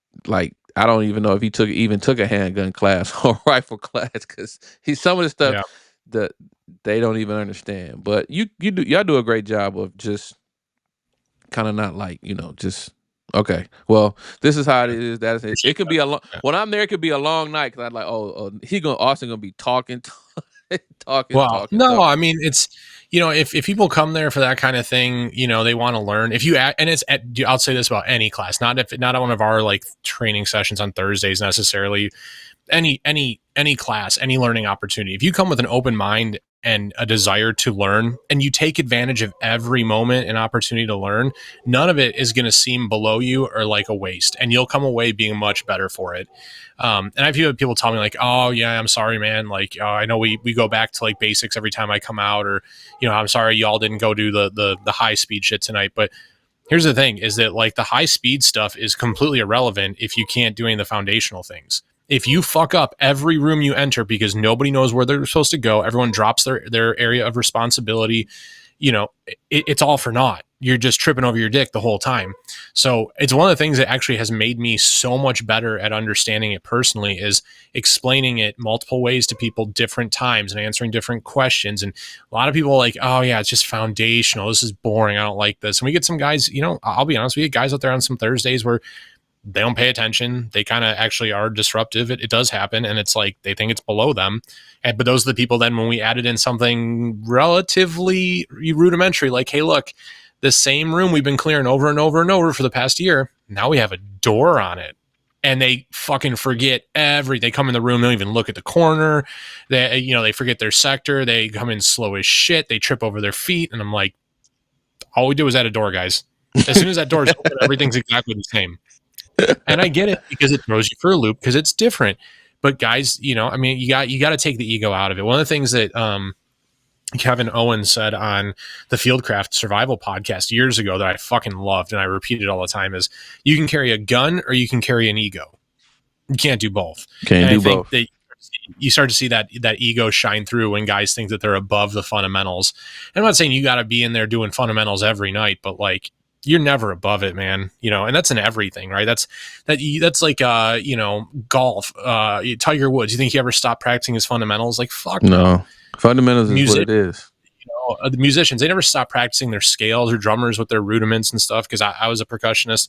Yeah, I still work on that shit all the time. Like the fundament, if you're above doing the fundamentals, then you're a poor performer. Well, That's every competition shooter that's from master class or grandmaster, whatever, they tell you what, dry Mhm. fire, dry fire, dry fire, and that's Yep. rudimentary. Yep. That's you downstairs, setting your setup and just straight dry fire and doing host of draws. So, that's the people that just want to get all the sizzle and not none of the pregame. You know what I'm saying? They don't want to start the steps. They just want to go straight to the sizzle. But like I said, that's some things I thought, like I said, y'all do is definitely cool, man. And I love coming up there when I got time to educate and get educated, or just seeing what y'all got going. I got a question Yeah, for man. you. Yeah. And I was gonna get into the low light, the nods, but you do a good job of that on your channel. What's your thoughts about and prepare mindset? If prepare mindset was in DC and you heard Donald Trump said we bringing in the National Guard, what's your thoughts on that? The So clean up the if I'm homeless. if Was it you're was it saying if help the I'm homeless? in town on a visit, or are you just asking like my thoughts on him bringing in the National Guard in general? That too. Yep. Um, well, if I was in any city and they had like a citywide announcement that they're bringing in the National Guard, I'm getting the fuck out of here. And it's not like I don't, I'm not saying I feel one way or the other about that. I'm just saying that sounds like a whole fucking headache. That sounds like checkpoints and roadblocks. And then I'm potentially in a city I don't know. Like, I just don't want to be here and deal with the headache for one, but for two, then it potentially compromises any of the planning that I do have. Where like I know, I have a primary, like, because usually when I travel, it's for work, so I have like a primary way to and from the building, and then I have a backup way usually that everyone knows you travel for work, you encounter a road closure, and you regrettably have to find a second way around. So you got a couple of things, but you don't know it like your own city. So if I was in DC and he and they issue that kind of an order, I'd try to get out of town. And I just avoid it. Avoidance is always the best strategy if you can. But I mean, in terms of how I feel about him deploying the National Guard to DC in general, I haven't followed it super closely. The political stuff really, really gets to me and it upsets me. So I try not to watch it super closely. I think if there is truly a need for that militarized presence there, I think then you should do it. What I would also say to people is, and I have friends that are in the National Guard, and I've heard some goofy stories, is that it's not the all empowering martial law that it seems like. And if you go back and look at some of the photos where the Guard was deployed during like 2020, right, the summer of love, whatever, you see pictures of very young guardsmen with very ill-fitting kit and rifles with no magazines in them. So a lot of times it's a show of force and it's not actual force. I think it takes something pretty special or pretty significant to get a kind of militarized force deployed on American soil. Usually we see them in extreme tragedies and emergencies like flooding and hurricane zones and things like that. And I think that's totally appropriate. If we're looking at instability and things like that, I think it has to be a very measured response and reaction. To be honest with you, I think, like right now, there's that whole discussion around Chicago and sending the Guard there. Vice President Vance was here in Michigan, said, hey, Whitmer, do you want us to deploy the Guard here? All you have to say is yes. And I'm like, I honestly didn't think we needed the Guard here. That was probably just a dig, whatever. And I don't like our governor, so I thought that was cute. I was like, all right, cool, ha ha ha, whatever. Why the Guard? There's so many other things we could make fun of this governor about.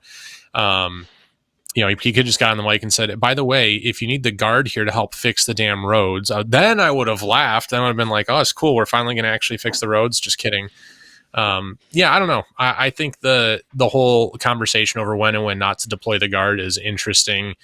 And unfortunately, I think it's being leveraged more because we have leadership in certain cities that are driven 100% politically, and they're not invested in their people. And I think some of these situations really could use a little bit of extra help, and they would rather decline that to save face personally and let their city fall into further violence or squalor or whatever. So I don't know if that answers your question, but Well, that's me. like I said, I'm not political enough to even be to give an educated answer to any political question or whatever. Bad is bad, good is good. People need help, but to say that we're gonna ship the National Guard to like a city of like Chicago to help with inner city crime or inner city situations, I'm gonna say I'm gonna get a pass on that one. Like, nah, because that's just not gonna look right on those social platforms or media to look like, hey, we got a National Guard blocking in the neighborhood projects, and it's not. And then the youngsters over there ain't buying it anyway. This the age of young kids, they not buying it. So it No, to me, it it's could gonna be be a very fallout. bad. It could be Yeah, very and bad. I think that there's a. I mean, here's my thing with in that particular example you just gave there is I think it actually makes a lot of sense. And here's why: is I think that in Illinois, where they've made it extremely difficult for your private citizen to own a firearm and have access to quote unquote high capacity magazines, which is just standard capacity for everybody else. It makes for a lot more victims. And I think that when they push the Democrat agenda of defunding the police, so you have less police on the streets, you have less time that they can, because there's less people to go around, so less shift coverage for things like training. So now your police force, the experienced folks are leaving. You have younger cops coming in with less training. There's less of them to go around, and also they're actively being pushed around via policy, right? So it's the police officers in a lot of instances, and I don't want to get super political on it because I know there's bad cops, but the cops are always the ones that get the blame in the media until there's overwhelming proof of innocence. And I know they've done enough wrong that like they didn't get to that point on their own. I'm not moot to that, or deaf to that. I'm sorry. I think that there could be benefit in certain areas of the city to applying the manpower you could get from the guard. I don't know. And that's a very nuanced thing. I don't know how you apply that in a way that's going to make it effective and helpful without compromising the rights of private citizens. I don't know. It's a very difficult thing. I think that they could help. Do I think there's enough cooperation between our presidential administration and the mayor of Chicago or the governor of Illinois? Absolutely not. Absolutely fucking not. And I think that if it did happen, it would just be them coming to blows the entire time, and it would be a catastrophe. To your point, I think it'd be terrible. And like you said, a lot of these younger kids now, they don't give a shit. And unfortunately, what I know about the National Guard training, it may not be very good. It could be a very bad situation very quickly. You could just be pouring fuel on a fire. Well, and so we got a couple organizations around here. Is one is called Detroit, New Era Detroit, and what the mayor did here was, I guess, I want to call it like the Safe Initiative. So the organizations had to patrol that area in the inner city of Detroit, and they were just feet on the ground, boots on the ground. They was going to these neighborhoods, high crime areas, and they were just patrolling, just showing a show of force. But they were people from the community, and Yeah. they have like statistics that show that this crime area was like at this since they've been there. The crime has decreased, and I think that in these cities like Chicago, Illinois, I think funding the police or give them more resources in these communities Mhm. that's like boots on the ground communities, more funding and help will probably help that situation opposed to just saying we just gonna throw, some government regulated organization there that Yeah. don't have to answer to Yeah. nobody but, The Big the Brother. So difficult part the difficult part with Illinois is that state is so broke, even the lottery pulled out of Illinois. They don't got the there's no money to throw at it. And I can there's say that because my wife grew up in Illinois and then moved here when she was almost done with high school. right. Moved here with her family. That state is so broke. I don't think they have the money right now to pour back into that. And I think to your point, the positive presence is the key, whether that's people in the community or more police officers, which it's funny. I read a book on policing, and they specifically referenced 1990s New York when they did broken windows policing and stop Mhm. and frisk, which a lot of people scream about how that was a gross overreach and things.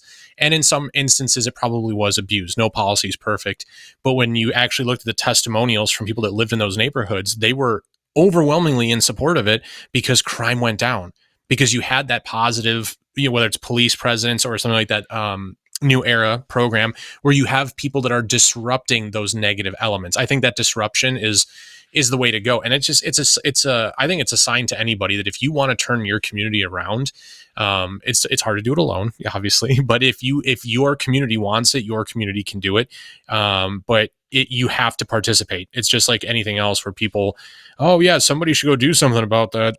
Like, well, why don't it's like half the elections in this country, people are like, oh, I can't believe that asshole made it in. I mean, whoever it is, right? Like, Right. insert whatever politician you But you hate. didn't go out and vote. What you mean? Right. Yeah. And they're like, well, the system's broken anyway, so it doesn't fucking matter. I'm like, then if you won't even, if it's so broken and you won't even participate in it to at least say that you tried to help fix it, I don't have the time to listen to you bitch about it. Let's talk about something else. Like I don't have time for it. I think voting is super important personally.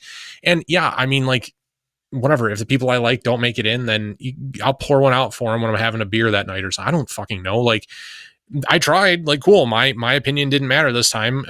It did matter, but it just didn't win. Right. So yeah, I mean, if you want to make your area safer and better for your kids or your grandkids or even for just your family, whatever, your wife, you got to invest a little bit, whether that's just a little bit of time, a little bit of energy. And again, stuff that can be, had without having to go invest, 30 grand in kit and night vision. Well, I mean, hey, I hey. think I think you should go buy night vision though. Night vision's cool. Like, it's really fun. I love mine. See, I wasn't trying to get into that kind of the conversation because Yeah, the homies it's like, all "Hey, good. man, we got to get into night vision sooner or later." I'm just like, "Bro, I don't know. I don't know how I'm better sneak night vision in the crib with her not to say like, where does that? Well, how much that cost?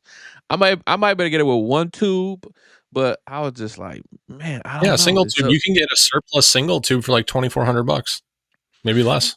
I guess that's a staccato price. So I guess if I would get a staccato, I can get it one You single could, tube. yeah, yeah. You could. What was a staccato run? 4, 5. You could get a Well, it's the helmet. P You like could. 22. Yeah, I mean somewhere around the price. Yeah, but I get what you go. I get. Yeah, I mean, yeah, you could get a surplus single tube PVS 14, and if it's an Omni tube, it's Gen 3, and it's from Elbit or L3, so it's the good shit you're looking for. Going off what I know from Custom Night Vision, they give a pretty generous discount on all the Team Wendy stuff. So you get a bump helmet, a mount, and a J arm for I don't know, you'd be right around $3,500 with one of the surplus ones they have available right now. Maybe close to five if you bought something brand new, but it's totally doable. And if you do it in pieces, you can sneak it in the house easier and spread it across your budget a little bit more. Hey, for the people that's watching, that's why I pay attention to what Austin says. Prepare mindset. Like he got all that cool shit, man. Like he got all that stuff. Like I said, he know how it works. He know how it runs. If I have any questions or something, I just look on his YouTube channel and watch what he got going. Like I said, I know how to tell time. I don't know how the clock work, but that's Austin. Like he's into that. Me, give me the gun, the platform, and point it out, and that's where I'm hey, Yeah. just point it You out. would That's me. probably smoke me on the flat range. I am not a fast shooter. I'm an okay shooter. You would probably smoke me on the flat range. I would put good money on that. Hey man, it's just like hey, we gotta combine the two, man. Just gotta get better. Okay, man, we was on here. I said an hour, but we was like an hour and 45 minutes. But he was Yeah. cool sport, man. We All good. just got to talking and ripping. It was like some other kind of topics I wanted to talk about. And we kind of encompassed all of it. Like we talked about being prepared. You really kind of breezed through all my questions in like some paragraph when you talk about going downtown and what you did and what you had and this and using MapQuest, printing it out turn by turn and all that. So that was Yeah. Yeah. that was the kind of conversation. How do you use Fire Detroit? And it's like just being prepared, having your. If you're going downtown Detroit, and like by no means is Detroit bad like that, but just know what areas you want to roam in. Like I grew up in the city. Like I don't go to certain parts or after a certain time. Now I might go to my neighborhood to check on mines, regardless of what time it is. But I know my neighborhood, so that is what it is. But other than that, nah. My wife grew up in the city, Detroit East Side, and she's just as Oh yeah. bougie as she want to be. She not. She's, so. But it was cool, man, having you on, man. Talking to you, man. Yeah, If man. anybody don't Appreciate it. know, your YouTube channel is Prepare Mindset, right? Yep. Prepared Mindset is the YouTube channel. And then the podcast is just the Prepared Mindset. We're Okay. on most platforms. We're on like Spotify, Apple. We're on, I think we're on like 37 different platforms technically. So we're all over the place. And if you guys have questions, my Instagram is prepared_mindset_pod. You can reach out, send me a DM, happy to answer questions or, any of that good stuff. Yeah. And how long you been on this journey? With You said everything or since just with COVID with the the podcast. Well, podcast has been, just since COVID, but I've been, with shooting and everything, it's been, I don't know, 11 years or so. I meant like the podcast and Yeah. well Yeah. since Yeah. okay. The podcast has been on 5.5 years and the YouTube channel kicked off the end of it's like the end of 23, didn't really do much for the start of 24, really picked it up at the end of last year and then like through this year. So YouTube's kind of been a focus of trying to get good information out there and everything. But I seen, trying to do I seen that. I was like, okay, he got a lot of shows, and then all of a sudden it kind of switched over with the new logo. It's like you've been on the camera more. You've been talking about parts. You've been talking about equipment, and yeah. like I said, I'll look at that stuff, and it kind of inspires me to, because I have down moments. We go through the ups and downs of Mhm. YouTube or social media, and it's like, man, this ain't working. I don't know, but it's just the love of educating and getting the word out there. But I seen it. I seen you kind of start talking about more Yeah. products and Yeah. this and that, and I was like, you know what, I'm gonna start doing that shit too. But like I said, it was cool Yeah, to man. have you on, man. You got anything up and coming that you want to talk? That's Um, yeah, like I said, I'm doing the it's a structure clearance, a 2-day class at Battlefield CQB in Westland. It's the first weekend of December. I'm an AI for 2Bets development group. So Kyle, the owner, reached out to me and asked if I'd give him a hand, be an extra set of eyes for that weekend. So that's an opportunity for me as in a formal education perspective to kind of see what it's like and see how I do and everything. And I got a training trip with the homies coming up here pretty quick, getting away for a weekend. But at this point in the year, man, once you break into like mid October, it's the holidays. You know what I mean? So like getting away for shit is not gonna happen. It just isn't, between family and everything else. And I think, what, I think I'm gonna try and make it out to SHOT Show this year for the first time. I think that's a super big goal of mine and has been for the last couple of years. I got the money set aside for it, so I think I'm gonna try and my wife and I, head out and experience SHOT Show. So, well, let me know if you're going. Let me know what days you're gonna be there. I'll try to reach out to some of the homies and yeah, tell man. them you coming. And then if I'm out there, we can link up or do whatever. Whoever I know can and introduce you to. Hey, Oh yeah, we I'm could go to the D Las Vegas and experience Detroit, but in Vegas. experience Yeah, Detroit. Or I went to Dallas and experienced Detroit, Coney Island. I'm like, wait a minute, what? I was yeah, this shit sucks. it's like, hey, but I get it, man. But like I said, thanks for having you on, man. Give me Yeah, one man. second. Thanks for Let me give having me me. 1 second. Yep. All right, everybody. So you just heard from Prepare Mindset and the homie Austin, man. I hope that you liked everything we was doing, the conversation. We were just kicking it. That's how we usually do on the Pop Culture Podcast. We was talking about being prepared, products, some things to think about when you're out and about with the loved ones. Just the mindset, some equipment. Don't believe everything you see on social media. And yeah, that's some of the stuff we talked about. Come follow us, follow him, follow me. Smash that subscribe and like button. Turn the notifications on so when I drop content, you'll get it. So that's it from me, man. Game recognize game. We recognize you, so please recognize us. And I'm out.